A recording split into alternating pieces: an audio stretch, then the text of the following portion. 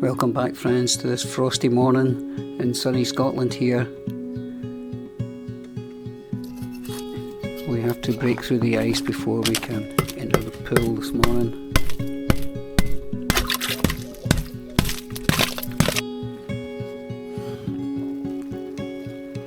And this is day 16 of my cold immersion.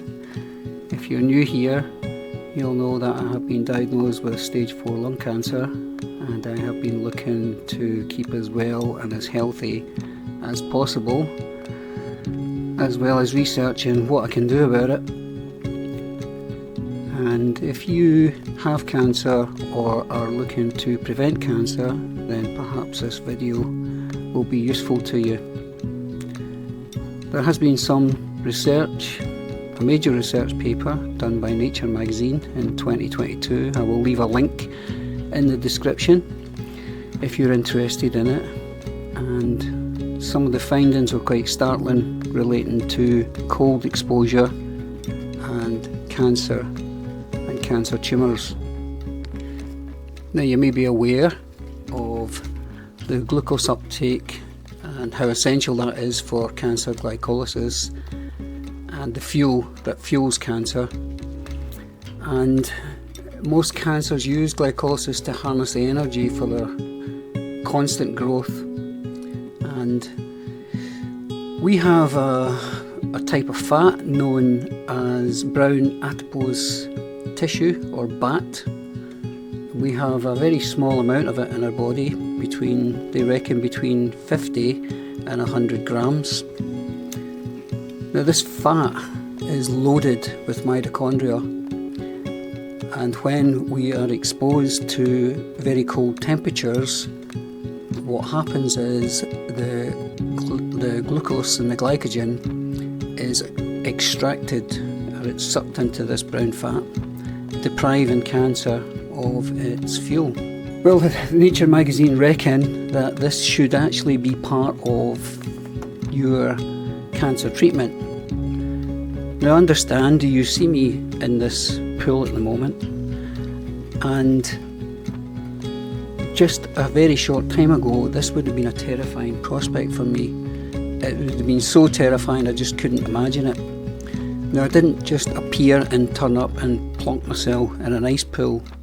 This has been a gradual process, and what I have done is started with cooling down the shower until eventually I was able to tolerate a full cold shower, and then I tried a cold bath, I was out of there very, very quickly, but I persevered with it, and eventually I have been able to sit in this tub. I did do an ice bath with a little club called the Polar Bear Club, where it was a full ice bath, and that was my first one. I did find it a challenge. I still find it a challenge, and I would suggest, if this is something that you are considering, that you start very slowly and you be very careful with it, particularly if you have any heart conditions. I have found that many benefits. I don't know the benefits to tumour sizes, etc. at this point in time. It's too early to tell. As you watch me at the moment, this is day 16 that I have been in the cold water, and at the time of making this video I think I'm up to day 37 or 38, something like that. So I've been in cold exposure every single day since. Time wise, when it's icy like this, probably between 6 and 10 minutes, and when the ice is gone, up to 20 minutes. And that is something that isn't really necessary as far as I know. 2 minutes should be enough. Any more than that, it's really for your head. And psychologically, I have to say, I am so astounded that I'm able to do this, as I sit here, and most of the time when I'm in this pool, it's really about meditation. I'm able to go into a deep meditation. In fact, a couple of times I have almost fallen asleep, and that is quite scary actually. However, the benefits I feel from this is that my energy level has vastly increased. My focus has increased. I don't get as stressed. I find that my sleep has improved. Sleep still not 100%, but it has improved. Exercise is another thing. I'll come on to that in a minute or two. But I combine this with diet and exercise, as well as the antiparasitic drugs that I'm still plodding away with. My last scan was not very encouraging. There was a slight growth again, and my blood result had shown more tumour activity. I am trying not to get too disheartened about that. In fact, I'm not too disheartened about it. I am plodding away and keeping my mind as focused as possible. I will begin back again in March, which is a couple of months, or next month. So I will just completely focus on what I'm doing and worry about that when March comes around. Still no symptoms, still feeling very well. And the other interesting thing to note here is that when I combine this with my organic flaxseed oil and fermented garlic bulb, which I take every morning, I still haven't had a cold or a flu or any other sign of illness, so that's another thing that I feel has worked well for me.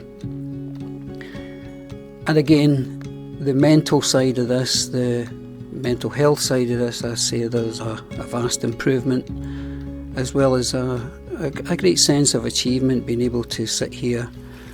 And as I said, this was a terrifying prospect not so long ago, so please don't be afraid of it.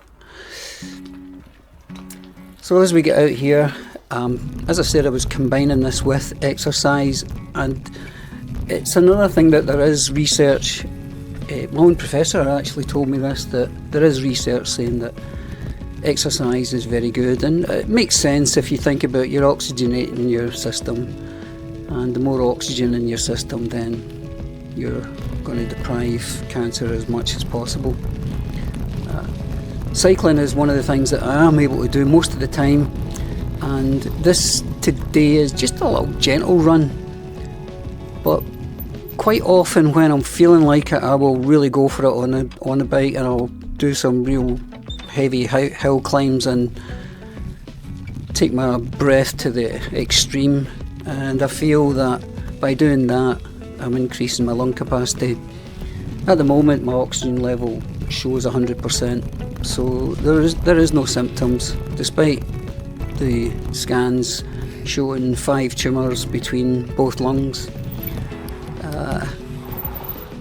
So regardless of what's going on inside, as long as I keep active and keep doing what I can, then I'm giving myself every chance. And I'm looking for a little break at some point. I'm looking for them to tell me that the tumours have shrunk. I have, up to this point, as some of you will know, have declined chemotherapy, and it's for personal reasons. It's not that I'm bashing the medical profession, it's just I don't feel that it's advantageous to me at this point in time, given that I would severely compromise my immune system. However, in saying all that, if my next scan is not encouraging, then it is something that I'm going to consider.